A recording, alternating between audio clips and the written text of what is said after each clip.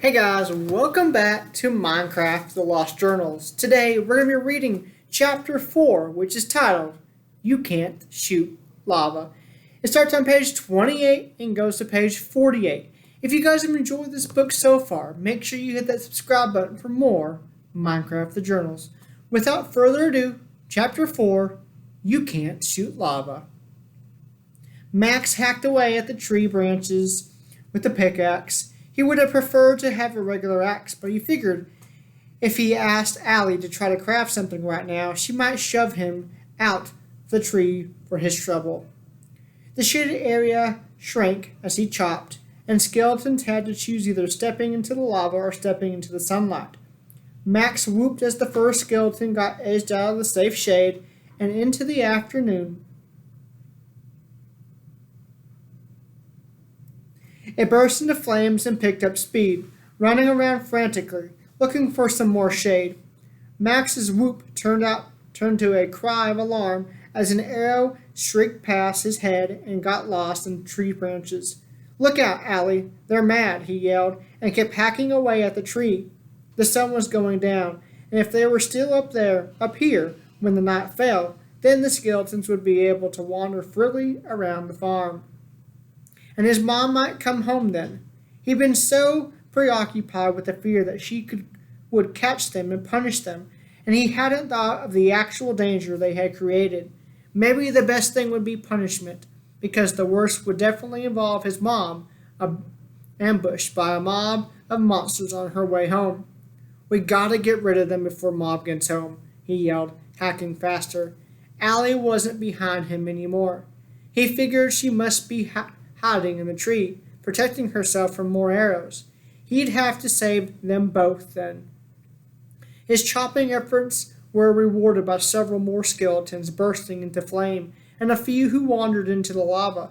But it was too slow. He was losing his race with the sun, and he thought he heard a donkey's brays drifting down the path. "Allison, help!" he said as the first skeleton stepped out of the safety of the tree's shadow into the dim light. And nothing happened to it. The sun had sunk enough, and they were safe to emerge from their shadows. The others took their cue from the first and stepped out, finding a better angle from which to fire arrows at Max. He turned to jump into the foliage to hide with Allison, but she was right behind him, holding something. "Here," she said, thrusting the thing into his chest. It was a bow. With the other hand she handed him 3 bows. "Be careful. These are all we have."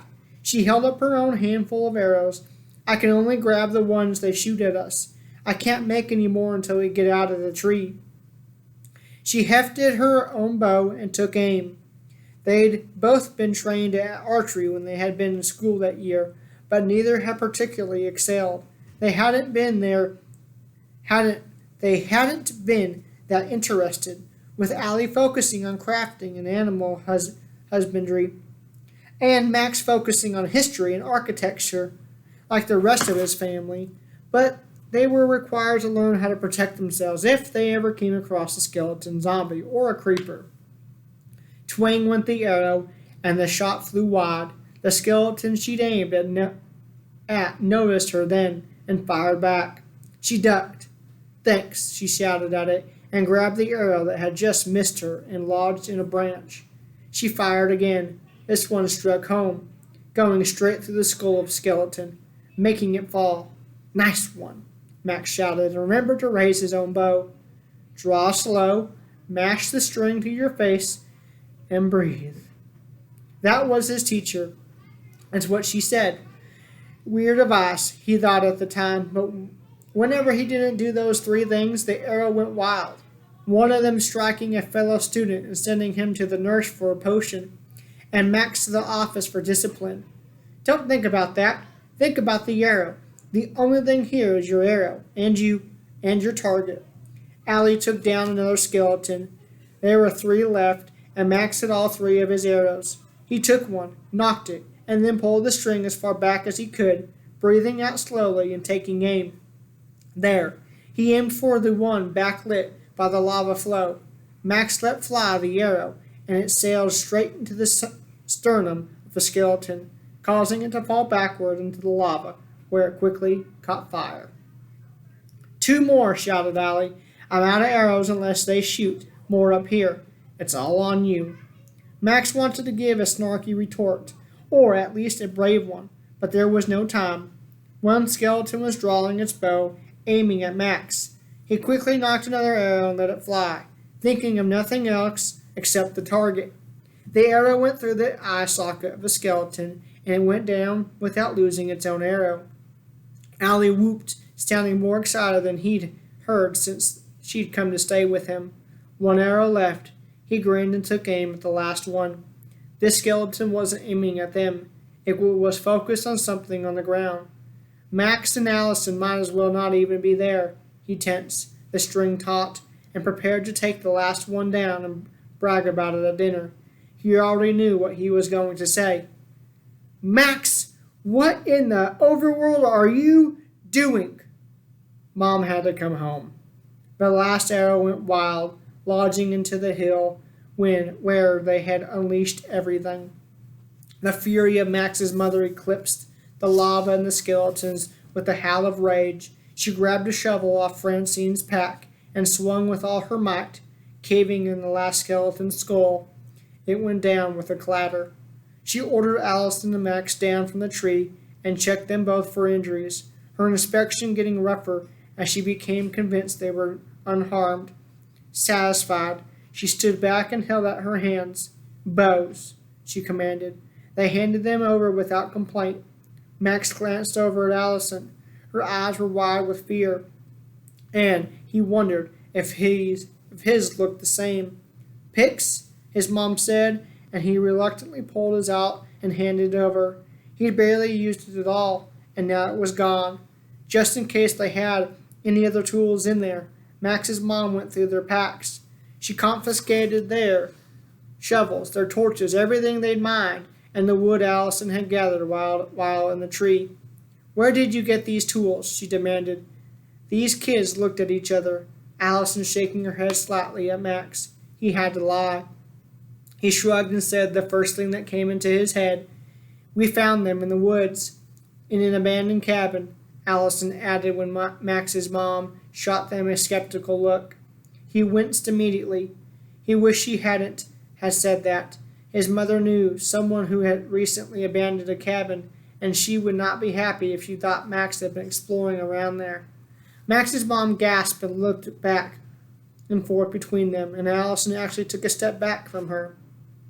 "Not that cabin, Mom," Max said, ignoring a confused glance from Allison. "Just one near Allie's sheep pen." Max's mom passed a hand over her face, rubbing her forehead, and sighed, looking very tired. "Go inside. Max's room, both of you, Allison.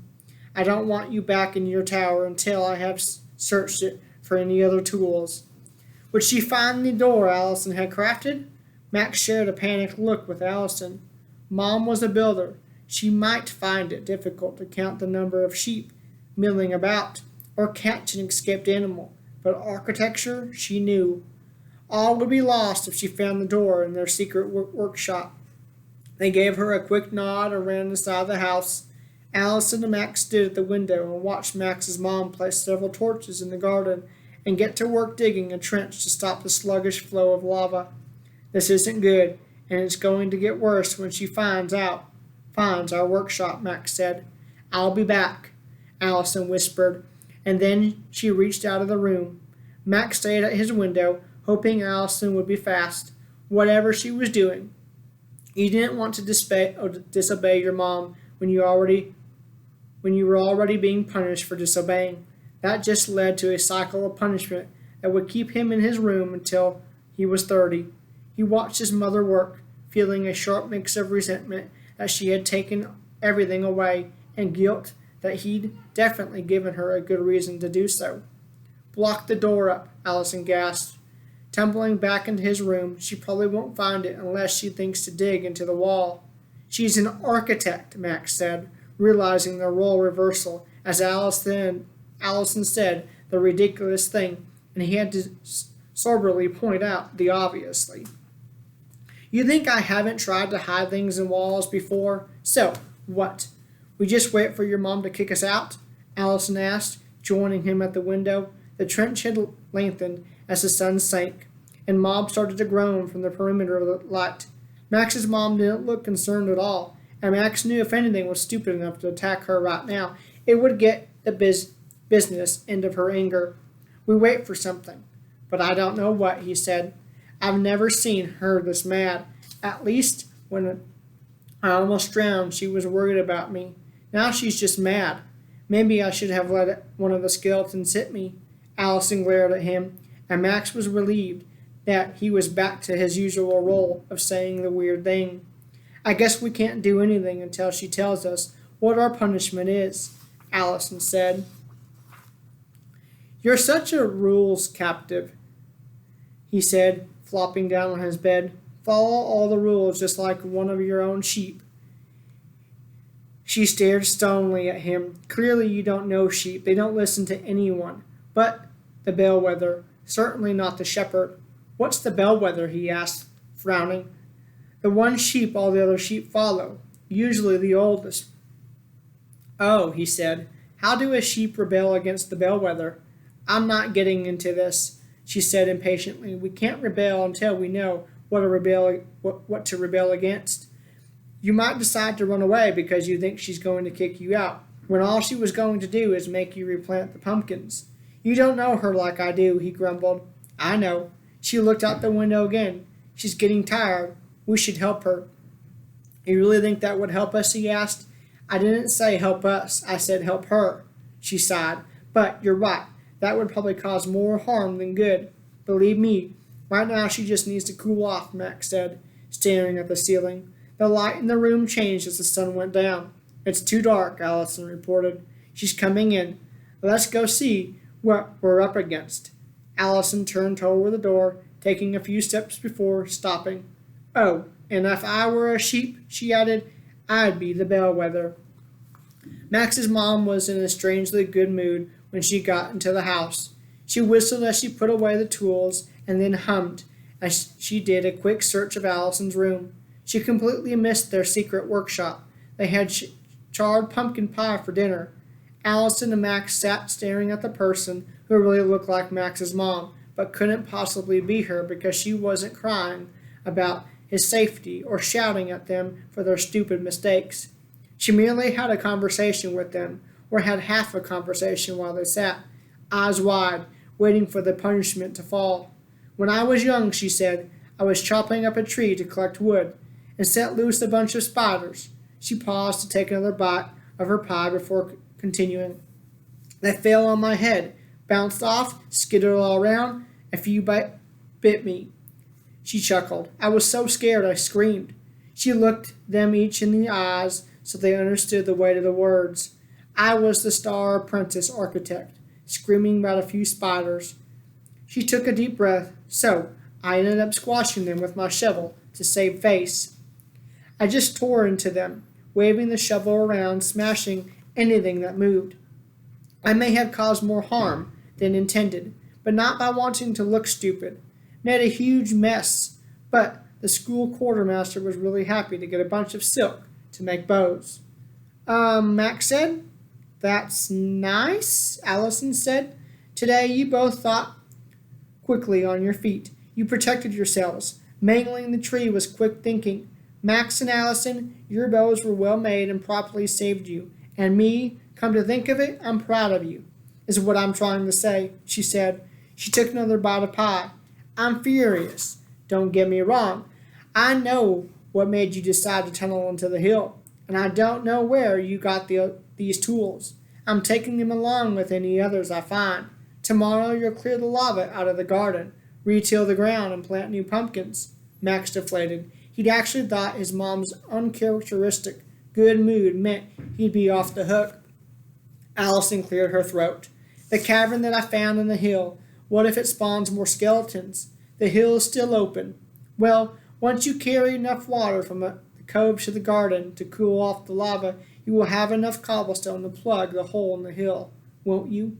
His mom said conversationally.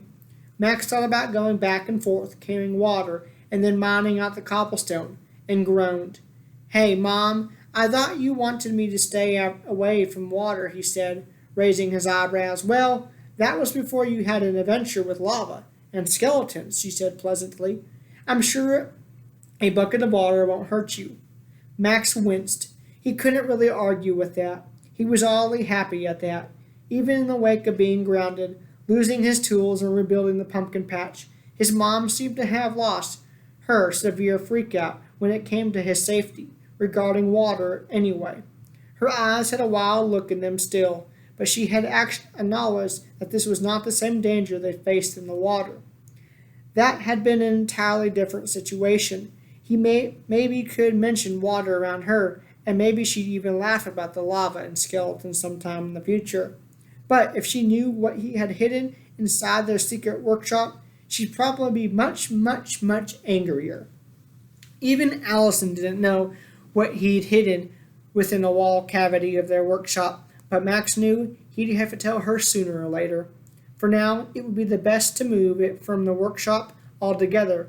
As for telling Allie, he decided on later. We can't do this anymore. Allison lay on her bed, watching the moon through the skylight as it floated across the sky. She couldn't risk losing the only home she had left. Granted, Max's mom hadn't threatened to kick her out, but Allison didn't know how many chances they'd have to push her limits. But even as they lay there trying to convince herself not to break the rules anymore, she still missed crafting and tried to justify how she could keep making tools without getting into trouble. Even if they weren't allowed to dig through the hill anymore. Max's mom hadn't said Allison couldn't work on her crafting skills. She tried to envision how it would work. She could take her tools to the village and sell them for materials. Then she could use those materials to make better tools, and sell them to get materials to make more tools to sell, to get more materials. A frustrated sigh left her lips. She loved crafting, but it was empty if you didn't do anything with the tools you made. Someday she wants to make even better things, armor and weapons, mainly. But she would need lots of materials for that, and the easiest way to get materials was to mine. A fat spider fell on her skylight and skittered away. Startled for a moment, she laughed, thinking about Max's mom. She said my weapon crafting was good, that my mows saved us from danger, Allison thought. She said she was proud of us. Allison decided then that if skeletons and lava couldn't stop them, nothing could. She was good at crafting. Max's mom had said so, and she wanted to keep improving her skills, to take them even further and start making the weapons and armor that she'd always dreamed of, so that she could protect the people she loved. With visions of legendary weapons and epic armor forming in her mind, she got out of bed and crept down the tower stairs. The door to the workshop was ajar, and her heart gave a painful lurch of fear. But the only person inside was Max. He was crouched over her chest and looked to be inventorying their remaining supplies. He glanced up when she walked in. Took you long enough. Where have you been? In bed, where you should be, she said, fully aware she was scolding him for doing exactly what she had come here to do. I couldn't sleep. Me neither. Man, was she mad. She had every right to be Max. Allison chewed on her lower lip, thinking, that's why we have to go back in when she can't catch us. His eyebrows rose in surprise. Really? I figured you'd want to keep following the rules and give up. She thought about telling him her goal, but she suddenly felt silly and didn't want to say it out loud. So she just shrugged. He didn't need much encouragement. I figure we have enough wood and metal here for you to make some more tools, and we can start excavating at night, Max said, since Mom will keep a close eye on us during the day. When will we sleep? He shrugged. I don't know. But you're not sleeping now, are you? He had a point. She crafted some new tools, got some torches, and they went to the hill to get back to work. The real tragedy of it all was their next incident. Wasn't nearly as bad as flooding the farm with lava and skeletons. It was a minor mistake, really. They had misread Allison's map when they found a cave. Max went in to check for mobs while Allison tried to update the map. The cave was massive, at least 20 blocks deep at its deepest level. They'd have to carve in some steps to get around, but it wouldn't be a problem. But Max always wanted to see what was on the other side, so he insisted in carving out an exit once they decided the cave was safe. Allison stared at the map, puzzled, then recognized their mistake too late. They were much closer to the surface than they had originally realized. They broke through and sunlight streamed in, and after the sunlight, the sheep streamed in. They had broken through the base of the hill straight into a ranch. Allison recognized it immediately. It belonged to Mr. Hatch, her family's neighbor. She could see his sheep pens, and beyond that her own sheep pen that he had so graciously offered to help watch for her. This is all she saw. However, before the frightened sheep did the thing that frightened sheep away did, first, startled by the sudden appearance of two humans popping out of the hill, they ran in the opposite direction. Fuzzy black and white tails waved at Allison as they scrambled for safety. Then, of course, they hit their pen's fence, unsure of where to run. They ran along the fence looking for a way out, which eventually brought them back toward Allison and Max, standing stupidly in the mouth of the exit they just created. Allison stepped aside quickly as they neared, but Max stayed in front of the hole. "Get out of the way," she shouted. "We can't let them into the cave. They'll fall and we'll never find them," Max said, spreading his arms. "But they will run over you," Allison said, grabbing his arm. He shook her off. Sheep like me. Allison faced the choice of whether to stand with her friend and take the fall like she would inevitably do, or jump aside and save herself. When she remembered that if she didn't save herself, no one would be around to find their sheep trampled bodies, she jumped at the last minute. Max stood there, one arm outreached to cover the hole, one arm extended, holding a piece of wheat. The lead sheep, an old ewe named Belly, because she was the bellwether. Mr. Hatch was about as creative with naming as her father had been, grabbed the wheat from Max right before she pushed past him, and they both tumbled into the darkness. Allison was prepared. She'd already taken out her pickaxe. She rammed it into the granite beside her and held on with one hand, then reached out and grabbed Max's arm with the other. She wasn't strong enough to pull him up by herself, but she held on tight and used his falling momentum to swing him to where he could grab the ledge himself. Max held on as more sheep tumbled in, their bleating echoed throughout the cave. Allison anchored a torch to the wall and used both hands to help pull Max up. "Sheep like you, huh?" Allison asked. "Shut up," Max said, and looked away.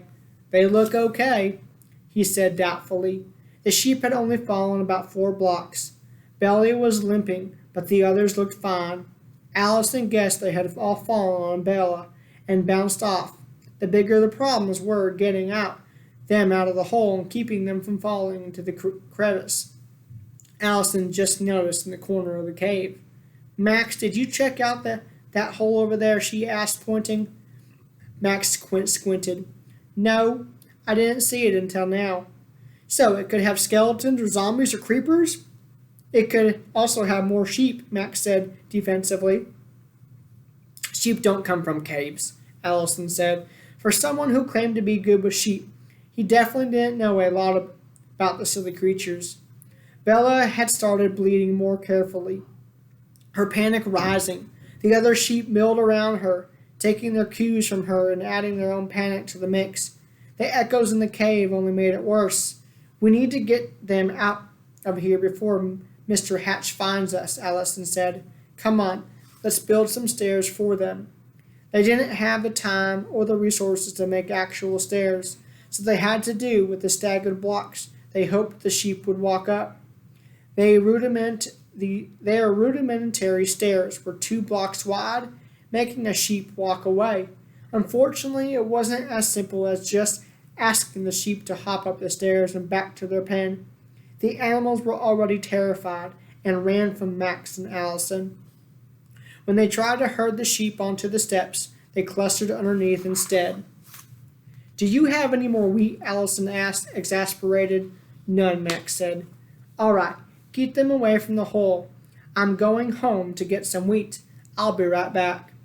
Allison reached the top of the stairs and jumped into the pen, where she ran straight into his sturdy body. She looked up, dreading the worst. Hi, Mr. Hatch. We found your sheep. Max regretted messing with Allison's map. She needed another win, another way to feel useful, and it shouldn't involve really dangerous things. So he just altered the map to make them come out at Mr. Hatch's ranch. She could be a hero saving the sheep and get some confidence back. But everything had gone wrong, and Allison became a real hero when she saved him from falling backward into the cave and being buried under the sheep. Max's mom wasn't taking no prisoners now. This situation wasn't nearly as bad as dumping lava and skeletons into the garden, but apparently any mistake you make after lava and skeletons is a very bad mistake, Max thought bitterly. Luckily, after their last adventure, he had thought to remove his secret from the hiding place in the workshop. Since he was in charge of repairing the garden, he had buried it underneath some pumpkins he'd planted. That turned out to be a brilliant idea, since this time Max's mom found the workshop. She took their tools, their workbench, their furnace, and began methodically tearing down Allison's tower block by block. Allison had asked tearfully if she was being kicked out, and Max's mom stopped raging and said calmly, "Of course not, dear. Very little can make me that angry. You will sleep in Max's room for now." She went back to work tearing down the tower. "My room is pretty small, Mom," Max ventured. "Why don't we both move into the tower?"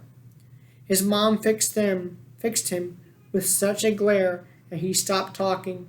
True to her word, she put a bed in Max's bedroom opposite his own, and then began building a wall down the center of the room.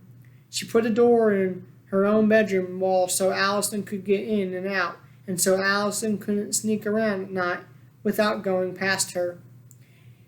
"Be good for a week," she said through the open door as Max sat on his bed, "and I'll give you two a window to talk through. Be good for a month and you get a door. Show me you're trustworthy for a year and the wall will go away. 2 years and I might rebuild the tower. A year, 2 years. So much could happen in that time. He might die of boredom." But as he flopped back onto his bed, he thought that he learned his lesson. Mom was not on board with mining behind the house. He caught Allison at the breakfast table the next morning, tapping her fingers, and he realized she was counting blocks in her head. His mom was at the furnace, cooking breakfast, her back to them. "What are you planning on doing? You're not going in there again, are you?" he whispered. "I have to," she said. "You'll get us thrown into a cage. Just wait a while to let her cool down. What's so important that you're getting right back down to making her mad?" Allison's face flushed. "I'm making armor. I want to make a set of really, really good armor." "What?" Max thought the goal was a cool one, but not enough to endanger them and risk his mother's wrath. "Why do you have to do that? Why is it so important? Is it for you?" She shook her head, and he was shocked to see her eyes fill with tears. He gave a panicked look at his mom's back, and then leaned closer. "What did I say? What's wrong?" "It's for her." "For who?" Max asked, frowning. Allison glanced at his mom. "Her." A tear dripped down her face. "I can't lose another parent, Max. I owe her everything. I want her to be safe when she's traveling around all alone. If I get better at crafting, I can get her a set of armor to wear when she goes into town. And that can thank her for taking care of me." Max wanted to take her hand and comfort her. He wanted to shout at her, and he was fairly certain his mom would rather Allison just be a regular safe kid and not endanger her life to protect his mom from an imagined threat. He wanted to sit back and just be confused at this. This weird thing was driving his rules-abiding friend into a life of disobedience, and he realized that they had more in common than he thought. What he did do was pass her his napkin so she could wipe her tears. His mom turned around and brought a plate of eggs to the table. "Allison, what's wrong?" she asked, spying Allison, whipping her eyes. wiping her eyes. The thing that's usually wrong, she said, smiling slightly. Something. Sometimes it just hits me. Max's mom leaned over and hugged her, which only made her cry harder. Allison was strangely quiet for the next few weeks of their punishment, nearly back to how she was when she first moved in, grief-stricken and alone. Max wished he could talk to her privately, but his mom kept on with her at all times. She took Allison with her to help retrieve Mr. Hatch's sheep and to fix the holes in his farm. She took Max with her to the village, leaving Allison and Francine at home and making him carry her pack, meaning he couldn't carry his own. He got to see his dad and the building projects he was working on, but this time around he found that visiting with Dad wasn't a treat, since he was even angrier than Mom had been. He asked Allison if she had been minding during these times alone, but she shook her head. Their punishment included Allison helping Max's mom plan the details of her upcoming projects, while Max grudgingly helped his mom with her designs.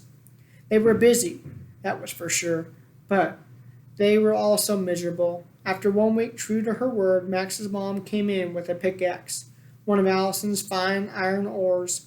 Max noticed and knocked a hole in the wall between them. She left the mess for them to clean up, but they finally were allowed to talk in private. I've got an idea, Max said, standing by the window and looking through to Allison lying with her back to him on the bed. What is it? She said flatly, rolling over and staring at the ceiling. I need to get back to making things. I just need to. I think she'll be okay, Allie. You remember how she took care of that skeleton? What's your idea? She asked, ignoring him. Does it include waiting till she stops being mad? She's already over it, he said, waving off the concern. He was too excited to worry about anything right now. I have something I want to show you. Allison tucked her knees to her chin, rolling herself into a tiny ball. No, Max, she said, definitely not over it. She won't forget what he did to her garden, and the next time we mess up, she will remember the sheep in the garden. We have to be more careful.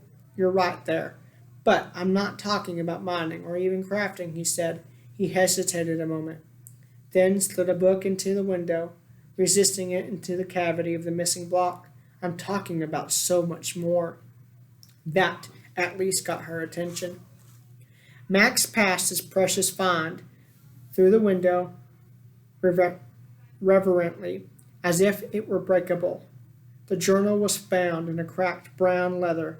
A rough circle with 2 dots in the center was burned into the cover, and the whole thing looked handmade. Allison grabbed it and opened it to a random page. It was filled with scribbles having to do with potion recipes the author had experimented with. Where did you get this? She asked, running her finger down the page and squinting at some crossed-out parts. I found it in a cabin, he said. Remember when you asked where I got the obsidian to fix your sheep pen? She nodded, still studying the messy writing. The obsidian wasn't the only thing I found. She flipped the other page carefully. There's a lot crossed out here, or just missing. I figure it's a book of experiments. Some of them didn't work. Allison flipped back to the recipe for the potion of water breathing. See, this one says it's for water breathing, but the recipe listed here isn't one I've ever seen before. I don't know all the uses for fermented spider eyes, but I do know they aren't used for a lot of beneficial spells or potions. Max leaned as far as he could through the hole in the wall, frowning. I didn't know that. She raised an eyebrow. Max, that was in our basic potions class. How can you be interested in enchanting and brewing and not know that? That was a long time ago, and it was really boring, he said, defensively. And besides, the book still has a lot of cool stuff in it regardless. Keep reading. Okay, so there are some potions in here that look like they work, and some detailed enchanting information. Oh, this is good. Max made himself be quiet while she read, only bouncing slightly as he waited. He was hoping she would find the best part before he had to point it out. But she stayed on an enchanting page, which talked about weapons and armor. Max, do you realize that With this book, I can make armor, and you could enchant it. We could enchant weapons. Her voice was starting to get that curious excitement that he knew always came before she agreed to one of his schemes. I know, he said, but keep looking. It gets better. What is better than an enchanted sword? She asked, but kept turning the pages. An enchanted helmet, she muttered to herself as she read. Max waited for her to get closer to the back of the book to find the sketch. The earlier pages had been sloppy and haphazard, but this page looked like an entirely different person had written it. The script was small, precise, with clear measurements, and detailed sketch of a large rectangle surrounded by cubes of obsidian. In the center of the rectangle was a flaming bull. The rectangle had been filled in with swirls. You couldn't see beyond the structure, even though it didn't look like it contained any blocks. Below the sketch were 3 words. She looked up at Max. Is this for real? There is only one way to find out, he said, grinning widely. Allison looked back down at the book and ran her finger over the words. Portal to Nether. That wraps up chapter 4. I hope you guys enjoyed, and if you did, stay tuned, and I will see you guys next time.